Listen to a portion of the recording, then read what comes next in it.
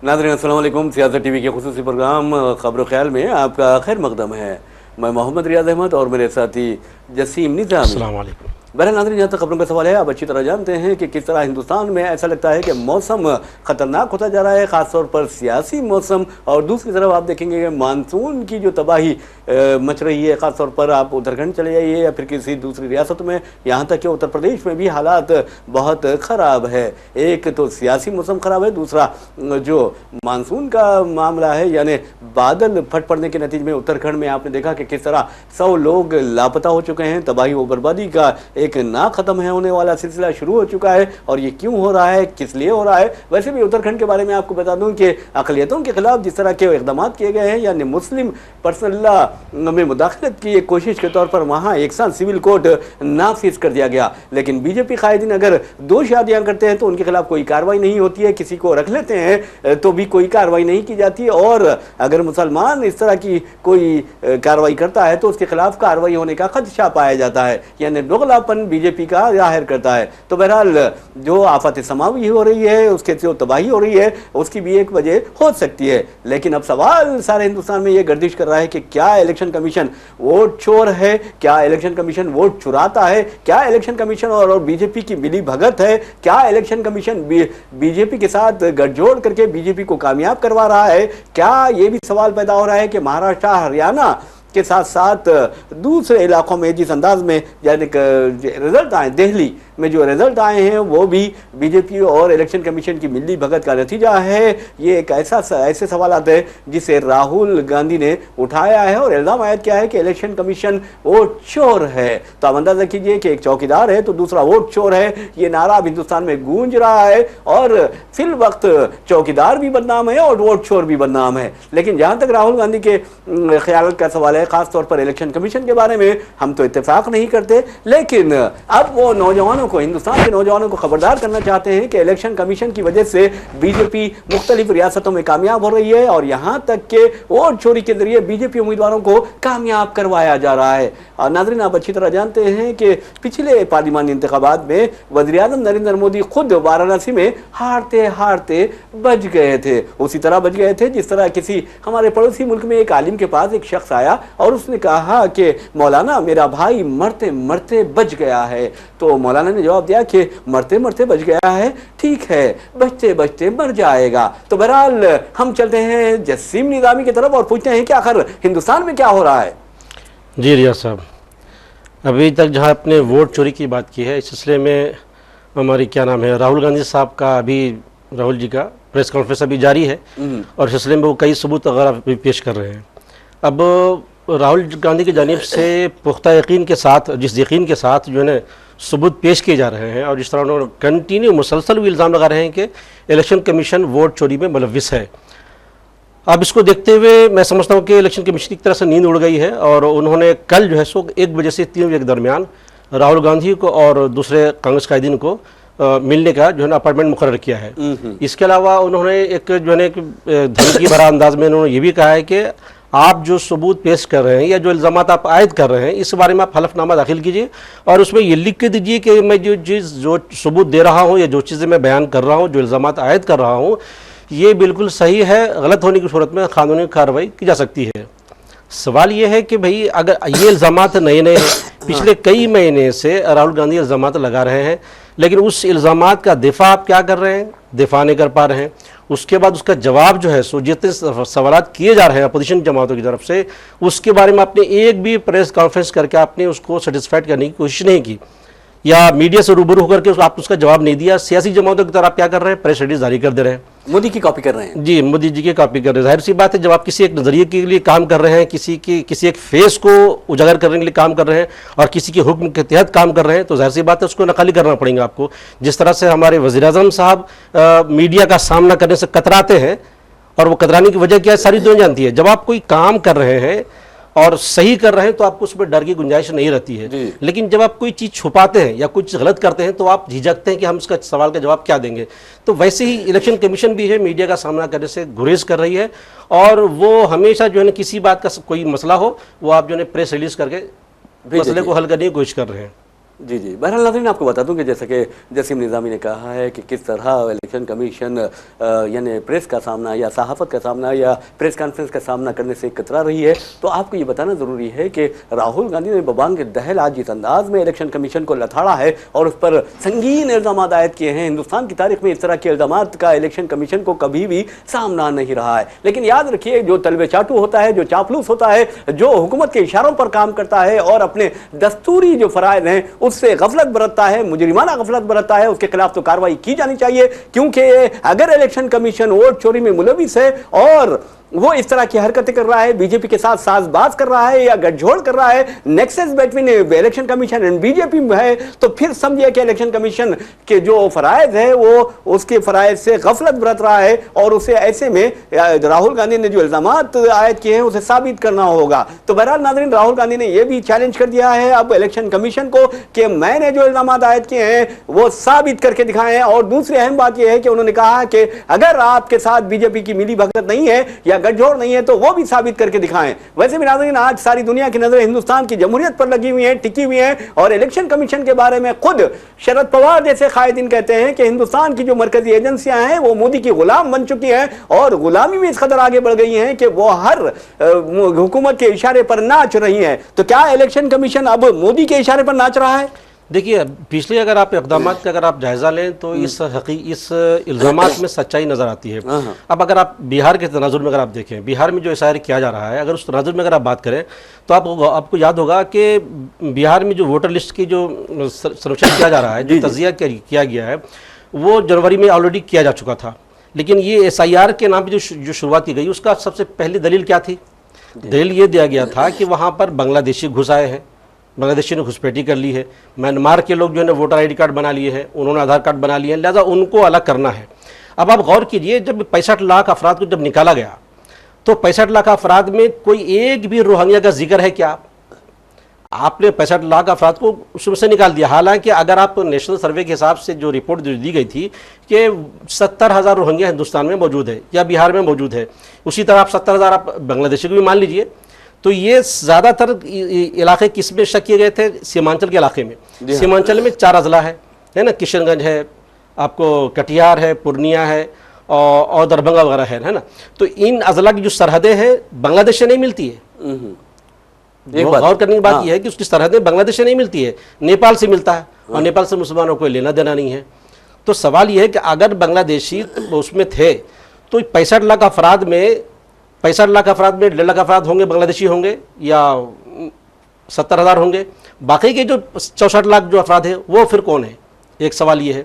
दूसरा ये है कि अगर बांग्लादेशी थे तो क्या इलेक्शन कमीशन ने इसका जिक्र किया है? किसी 10-15 का भी जिक्र किया है क्या कि इतने अफराद बांग्लादेशी थे, इतने अफराद म्यांमार के थे या बाहर के थे? जिस चीज़ को आपने बुनियाद बना करके आपने एसआई करवाया उसका सरी सिरी से जिक्र ही नहीं है। अब जो फहरिस्त जो दाखिल किया गया है, ये जो बताया गया है, उस फहरिस्त में अब हालत यह है कि 65 लाख लोगों में जिनका तो वोटर लिस्ट में जिनका नाम आया है उसमें हालत ये है कि जो मरे हुए लोग हैं वो वोटर लिस्ट में मौजूद है, जो जिंदा है उनका नाम उर्दू में डाल दिया गया है। अच्छा, अब आप ये अफरा तफरी जो हुई है इसका जिम्मेदार कौन है? जी जी। सारी दुनिया जानती है कि ये इतने कम वक्त में जो कराया गया है, ये जो अभी जिक्र किया आपने चोरी, वोटिंग चोरी का, ये उसी पैटर्न का एक हिस्सा है। आप मध्य प्रदेश का चुनाव का हाल देख लीजिए, हरियाणा का देख लीजिए, महाराष्ट्र का देख लीजिए। मध्य प्रदेश में दैनिक भास्कर ने एक रिपोर्ट की है कि एक गांव में एक घर से 100 लोगों का नाम है, एक घर में 150 वोटर लिस्ट एक ही नाम पर, एक ही पते पे 200 आदमी का नाम है। अभी कल हमारे अंजुम, क्या नाम बताया उनका, अंजुम साहब ने रिपोर्ट की है कि जमुई में, बिहार में एक घर में, जमुई के एक मकान में एक घर के पते पर 200 अफराद का नाम है वोटर लिस्ट में। जी जी। तो ये सब उसी प्रोग्राम का हिस्सा है कि आप पहले ईवीएम से छेड़छाड़ कर रहे थे। जब लोगों को जो इसको महसूस हुआ तो आप एक ऐसा वोटर लिस्ट बनाना चाह रहे हैं जिसके जरिए ना आपके हिसाब से लोग वोटिंग करें और वोटिंग ना भी दे तो भी आपको इख्तिदार हासिल हो जाए। बहरहाल नाज़रीन, आपको बता दूं कि जहाँ तक हमारे जसीम निज़ामी साहब ने जिस अंदाज में कहा कि बिहार के जो हालात हैं वो भी बहुत ही धमाको हालात है, ख़ासतौर पर इलेक्शन कमीशन की वजह से ऐसा हो रहा है। SIR का जो नारा लगाया गया, उसके बाद आपने देखा कि 65 लाख से ज़ायद वोट हज़फ कर दिए गए हैं या डिलीट कर दिए गए हैं, या उनका पता चलाया गया है कि ये लोग या तो इंतकाल कर गए हैं या तो फिर दूसरी रियासतों में मुंतकिल हो गए हैं। लेकिन अफसोस की बात यह है, इलेक्शन कमीशन के कारनामे आप देखिए, इस कदर जो इलेक्शन कमीशन का अमला है तो किस कदर चाबुक है और किस कदर चौकस है, उसका अंदाजा इस बात से लगाया जा सकता है कि अमेरिकी सदर डोनाल्ड ट्रंप भी हिंदुस्तान के वोटर बन गए हैं। यानी बिहार में वो रहते हैं और बिहार से में उन्हें हक दे दिया गया है कि वोट डालें, क्योंकि वोटर ID लिस्ट में उनका भी नाम शामिल है। इस तरह की इत्तलात आ रहे हैं, लेकिन इस बारे में बावसूख तरीके से बात करेंगे जसीम साहब। जी मज़े की बात यह है कि बिहार के समस्तीपुर में बाज़ाब्ता उनका रहायशी नामा, सदाकतनामा जो है पैदाइशी सदाकतनामा ज़ाहिर हुआ उनके रोड, उनके नाम के साथ, उनकी तस्वीर के साथ, ट्रंप की तस्वीर के साथ। बताइए, ट्रंप का जो है ये मतलब एजेंसियों की लापरवाही का ये हालत है। तो आप ये आप इस बात की कैसा अंदाजा कर सकते हैं कि जो है ना शफाफ एक वोटर लिस्ट तैयार हो सकता है। जी ये BLO की जो है ना, जब खुद गिरिराज सिंह के जो रिश्तेदार है वहाँ पे नवादा में, बिहार के एक डिस्ट्रिक्ट है नवादा, वहाँ उनके रिश्तेदार रहते हैं, उन्होंने कहा है कि BLO उनके घर पर आया ही नहीं है। गिरिराज सिंह BJP के मंत्री है, उनके रिश्तेदार ये बात कर रहे हैं कि हमारे घर में BLO आया नहीं, जबकि वोटर लिस्ट में हमारा नाम गायब है। Booth level officer. तो इस तरह की इतनी अफरा तफरी के बाद जो है ना, उसके बावजूद आप ये दावा कर रहे हैं कि हम 3 महीने के अंदर एक नोटिफिकेशन, एक साफ शफाफ हम वोटर लिस्ट जो है तैयार करेंगे। जी। अब देखिए, एक हल्के से 25 से 30 हज़ार अफराद के नाम हज़फ कर दिए गए हैं। जी। एक एरिया से।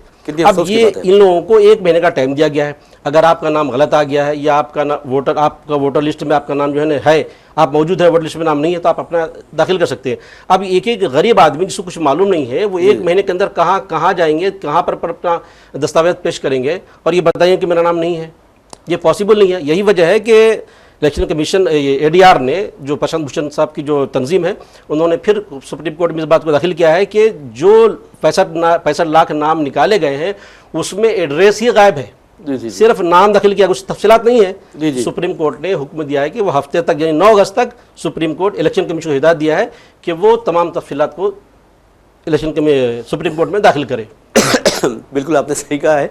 लेकिन नाज़रीन, आपको बता दूं कि जहां तक राहुल गांधी का इल्ज़ामात का सवाल है, उन्होंने बबांग दहल एक प्रेस कॉन्फ्रेंस बुलाई और प्रेस कॉन्फ्रेंस में उन्होंने जो कुछ भी कहा है, ऐसा लगता है बहुत संगीन इल्ज़ामात हैं। और उनका ये भी कहना था कि इलेक्शन कमीशन ख़ास तौर पर डुप्लीकेट वोटर्स और फेक एड्रेसेस के जो राय दहिंदे थे उन पर कंट्रोल करने में या उनका पता चलाने में बिल्कुल नाकाम रहा। इस सिलसिले में उन्होंने महादेवपुरा, कर्नाटक का एक पार्लिमानी हल्का है, उसकी मिसाल पेश की और कहा कि इस हल्के में 1 लाख डुप्लीकेट वोटर्स फहरिस्त राय दहिंद में शामिल किए गए। 1 नहीं 2 नहीं, 1 लाख डुप्लीकेट वोटर्स। और इसमें वो ये भी कहा, ये दावा जो किया है राहुल गांधी ने, कांग्रेस की इंटरनल रिसर्च जो दाखिली तहकीक थी उसकी बुनियाद पर किया है। और उन्होंने ये भी दावा किया है कि बेंगलुरु सेंट्रल के पार्लिमानी हल्के में 2024 के जो इंतखाबात हुए, यानी पिछले इंतखाबात, उसमें कांग्रेस के उम्मीदवार मंसूर अली खान साबिक नायब सदर नशीन राज्यसभा रहमान खान के बेटे हैं और कांग्रेस के एक कदावर लीडर समझा जाते हैं कर्नाटक के, उनको शिकस्त हुई थी और वो शिकस्त हुई थी 32,707 वोटों से। राहुल गांधी ने कहा कि उस हल्के में गिनती के आखिरी राउंड तक मंसूर अली खान आगे थे और जब नताए जाए तो पता चला कि BJP उम्मीदवार 32,707 वोट से कामयाब हो गया है। राहुल गांधी ने यह भी कहा महादेवपुर जो है एक इलाका पार्लिमानी हल्का है, उसके 7 असेंबली हल्के हैं और उसमें जो 7 असेंबली हल्के हैं उनमें से 6 मोर्चे पर कांग्रेस ने कामयाबी हासिल की। और आप हैरत की बात यह है कि उस वहां पर BJP उम्मीदवार ने 1,14,000 वोटों से कामयाबी हासिल कर ली, जबकि उन्होंने दावा किया कि वहां पर 1,250 वोट जो है वो इलेक्शन कमीशन ने चोरी किए इलेक्शन वोटर लिस्ट से।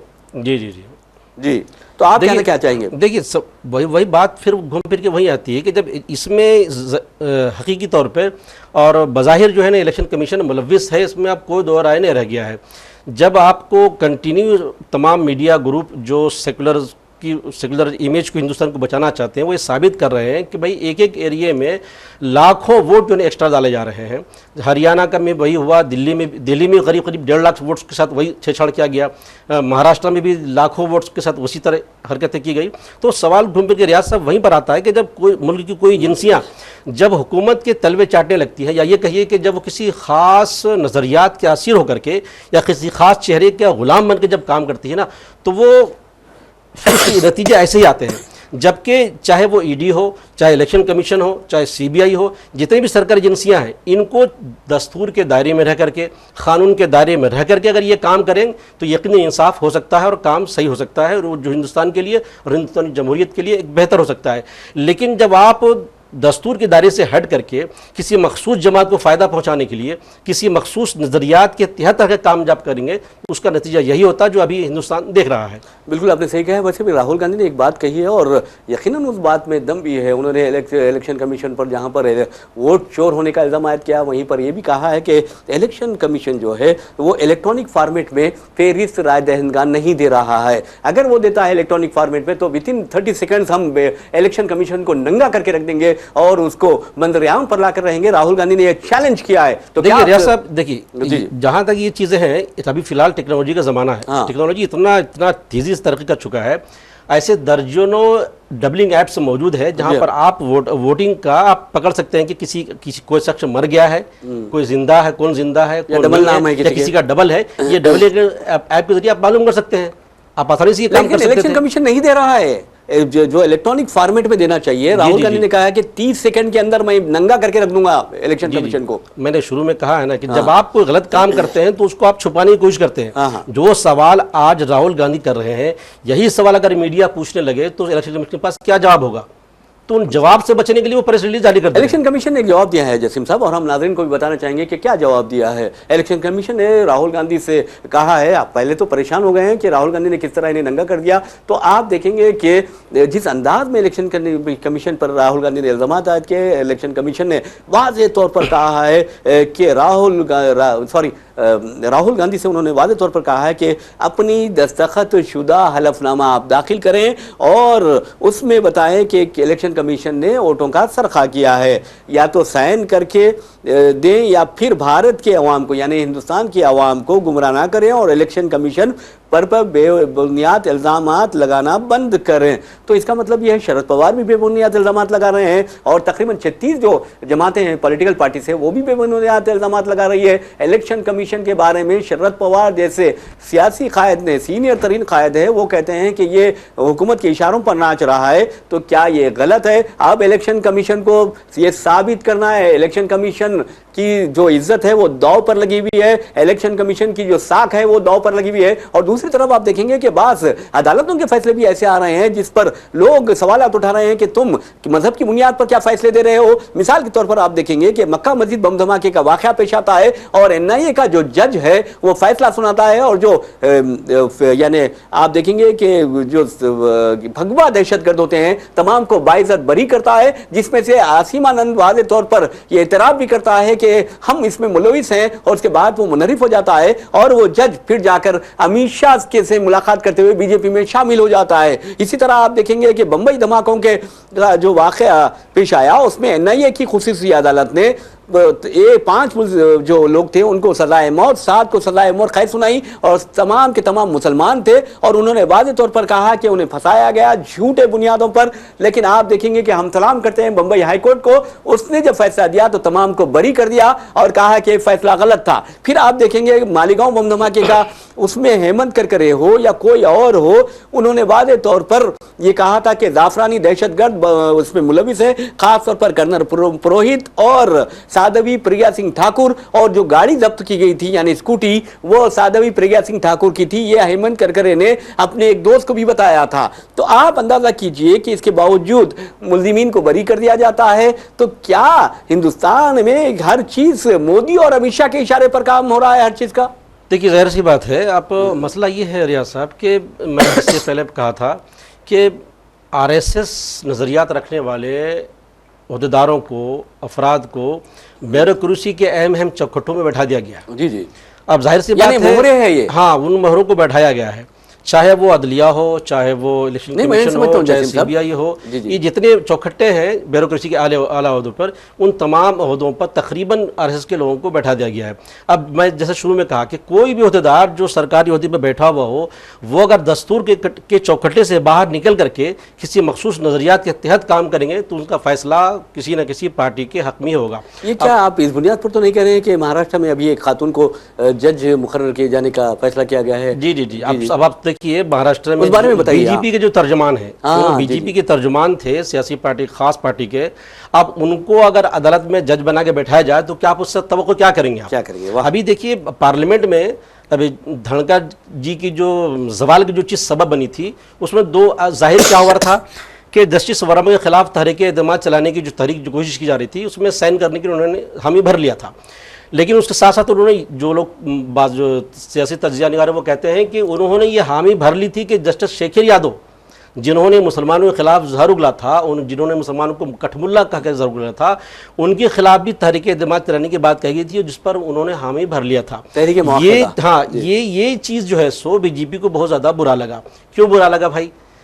जुर्म तो एक ही है ना, लेकिन यहाँ पर क्या है कि नज़रिया उनका जो है आरएसएस से मिलता जुलता है। वो बीजेपी की हिमायत पे अपनी आवाज़ दे रहे हैं, तो लिहाजा वो उनके लिए न पाकबाज बन गए। तो उसी तरह से जो लोग मुसलमानों के खिलाफ बयान देंगे, जो लोग एंटी मुस्लिम फैसला देंगे, वो उनके लिए जो है ना काबिल खदर है, और जो उनके खिलाफ बयान देंगे वो जो है देशद्रोही बन जाते हैं। बिल्कुल आपने सही कहा, इस पर बाद में बात करेंगे। और जहाँ तक मैं समझता हूँ अदालतों का सवाल है, हम अदालतों का एहतराम करते हैं और हम सलाम भी करते हैं। ख़ासतौर पर मुंबई हाईकोर्ट के जज ने जो मुंबई ट्रेन धमाकों के सिलसिले में फ़ैसला दिया, बेखुसरों को रिहाई मिल गई, ये बहुत बड़ी बात है। क्योंकि किसी इंसान के 19 ज़िंदगी के 19 साल ख़राब करना ये जालिम ही कर सकते हैं, दरिंदे ही कर सकते हैं, कम्युनल और फाशिस्ट जो फोर्सेस है वो ही कर सकते हैं। नाज़रीन, हम आपको दिल्ली लिए चलते हैं। दिल्ली में आपको बता दूँ कि कांग्रेस का, तेलंगाना कांग्रेस का एक बहुत बड़ा डेलीगेशन गया हुआ है।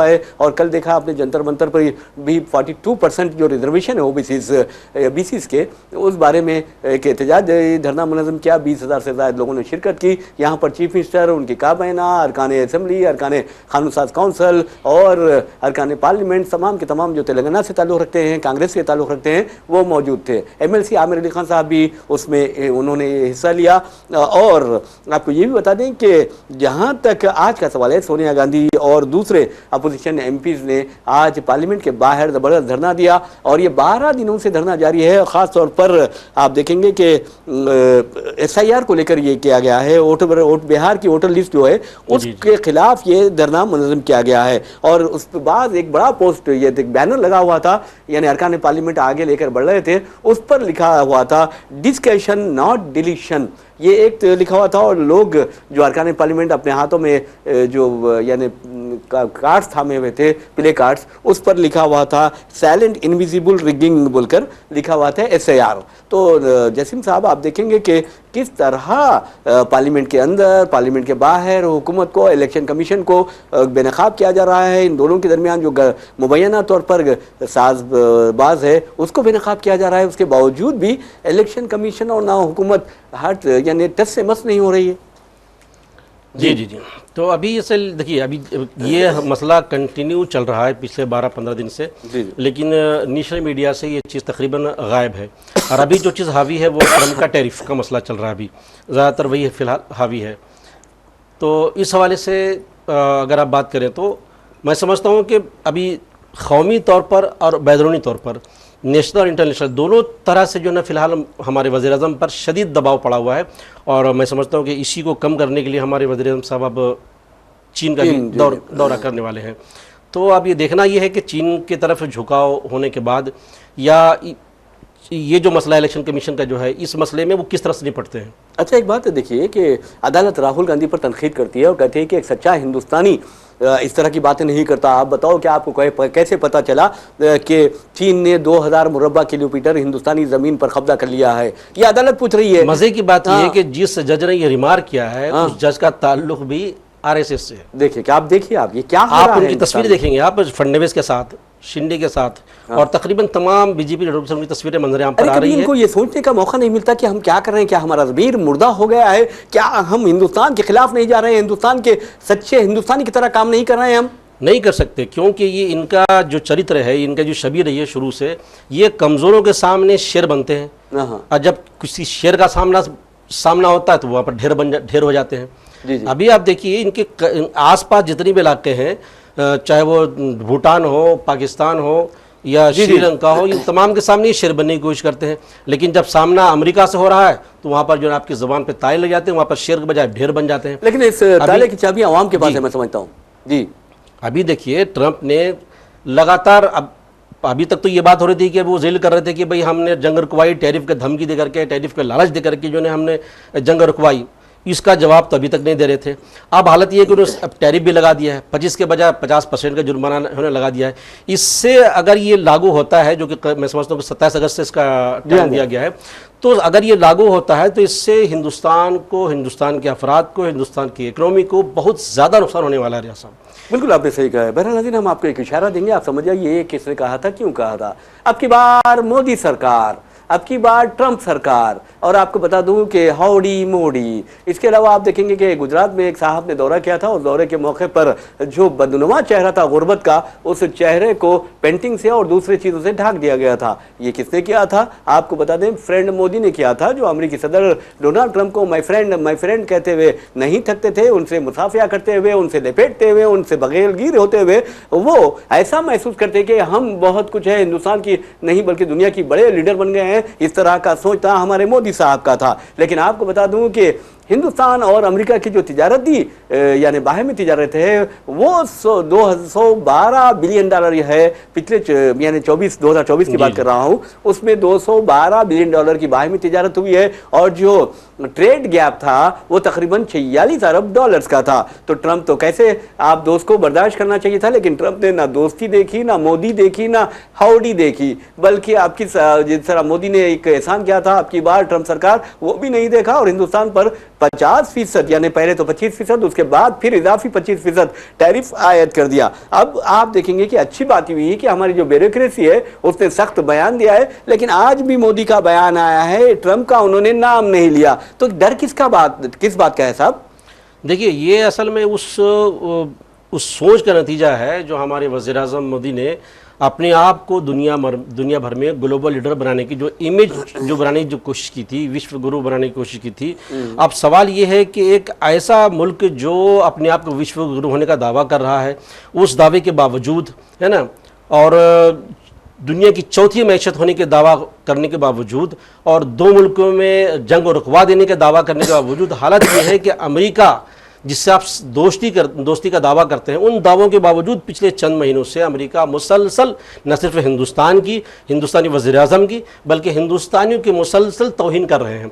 इससे पहले उन्होंने जो है ना वहाँ के रहने वाले हिंदुस्तानियों को गैर मुल्की करार दे करके, भगोड़ा करार दे, घुसपैठिया करार दिया, और उसको तौहीन आमेज अंदाज में जकड़ करके, वीडियो में जकड़ के हिंदुस्तान भेजा गया। अभी देखिए आप, जो हिंदुस्तान के जो तलबा वहाँ जाते थे पढ़ने के लिए, स्टूडेंट वीज़ा, उसका जो रिजेक्शन का जो तनासुब है वो करीब 70% हो चुका है। तो अमेरिका में ले जा रहे हैं 70% बच्चों के जो है वीजे को कैंसिल कर दिया जा रहा है। जी। अब जो है सो हिंदुस्तान को और मजीद जलील करने के लिए यहाँ के जो टैरिफ है उसको बढ़ा करके 50% कर दिया गया है। और उन्होंने आज का ये बयान है कि अभी तो 8 घंटे हुए हैं। जी, अभी तो 50% ट्रेड बढ़ाने के भी 8 घंटे हुए, अभी देखिए आगे और भी पाबंदियों का सामना करना पड़ सकता है। सवाल ये है कि ट्रंप हिंदुस्तान को इतना कमजोर क्यों समझ रहा है, और हम अपने आप को इतना कमज़ोर साबित क्यों कर रहे हैं। और ये यकीनन ये हमारे वज़ीर-ए-आज़म की खामोशी के ये वजह है, सबब है जो ट्रंप लगातार हमको ज़लील करता जा रहा है।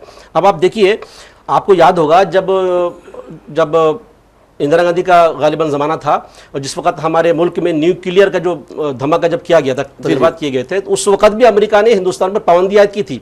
उस वक्त भी यहाँ पर जो है पाबंदियाँ नफाज किया गया था, लेकिन हिंदुस्तान अपने उसूलों से, अपने मौक़िफ़ से टस से मस नहीं हुआ। उन्होंने जैसे को तैसा जवाब दिया, और बाद में हालत ये हुई कि अमेरिका ने खुद से पाबंदी उठाई। हिंदुस्तान ने ये मुतालबा नहीं है कि यहाँ से तुम जो सेंक्शन लगाए हो, जो पाबंदियाँ तुमने आयद की है उसको उठा लो। उसको मजबूर कर दिया अमेरिका को कि वो खुद से उस पाबंदी को उठाने पर मजबूर हो गई। आज भी ये ज़रूरत है हिंदुस्तान को कि वो ब्राज़ील की तरह, वो ईरान की तरह जैसे को तैसा जवाब दे। ईरान जैसा कमज़ोर मुल्क ईरान को, अमेरिका को जैसे को तैसा जवाब दिया। हालत ये है कि अमेरिका मुज़ाकरात करने पर मजबूर हो गई। आज ब्राज़ील है, वहां पर भी 50% टैरिफ आयद किया गया है ना। और वो क्यों आयद किया गया? वहां के जो पेशेवर जो सदर थे वो ट्रम्प के दोस्त है, तो उनके खिलाफ मुकदमा क्यों चला रहे, उसको बंद करो। उन्होंने कहा ये होने सकता है, ये हमारे मुदाखलत नहीं कर सकते। उन्होंने फिर फोन पे बात करने की ख्वाहिश जाहिर की ट्रंप ने, तो ब्राजील के सदर लुलू ने डायरेक्ट कह दिया कि हमको आपसे बात करने में कोई दिलचस्पी नहीं है। तो ये होती है हिम्मत, और वो खुल करके सामने इसका सामना करे। इंशाल्लाह ट्रंप की जो धमकी है वो इंशाल्लाह एक फुस बोलते हैं ना बम, वो साबित हो जाएगा। और याद रखिए, अगर हिंदुस्तान की बात करते हैं तो इंदिरा गांधी को हम सैल्यूट करते हैं कि उन्होंने किस तरह पाकिस्तान को तोड़ा था, और हमारे मोदी जी है कि ट्रंप बाजू बैठकर उन्हें गुस्सा करते हैं और कहते हैं कि हिंदुस्तान सबसे बड़ा, दुनिया का सबसे बड़ा यानी टैरिफ वायलेटर है, तो मोदी जी कुछ नहीं कहते। क्या मोदी जी जबान नहीं समझ सकते, या मोदी जी को जो मुतरजमीन थे, जो इंटरप्रीटर थे, उन्होंने ये बात नहीं बताई? बहरहाल हम मोदी जी से यही उम्मीद करते हैं कि वो जो दावा करते हैं कि 56 इंच का सीना है, तो इस दावे को सही साबित करे। उसी तरह जब आज राहुल गांधी ने इलेक्शन कमीशन को यह साबित करने का चैलेंज कर दिया कि उसका बीजेपी के साथ कोई गठजोड़ नहीं है। असल 56 इंच का सीना इसको बोलते हैं, जी, जिसको आप कल तक पप्पू कह रहे थे, आज वो औरों के पापा बने हुए हैं। उन्होंने 56 इंच का सीना साबित करके दिखा दिया है कि ये चीज जो है वो, अगर उनकी सच्चाई की भी एक मिसाल है, उनके पास सबूत है, और वो जो कह रहे हैं उसमें कितना दम है, उस बुनियाद पर आज वो चीफ इलेक्शन कमीशन को ललकार रहे हैं। तो ये चीज होती है। बहरहाल पप्पू बन गया पापा। इसी के साथ हम अपना प्रोग्राम खबरों ख्याल इख्तिताम को पहुंचाते हैं। अपने मेजबान मोहम्मद रियाज अहमद और मेरे साथी जसीम निजामी को इजाजत दीजिए। इंशाल्लाह फिर मुलाकात होगी, फिर बात होगी। तब तक के लिए अल्लाह हाफिज।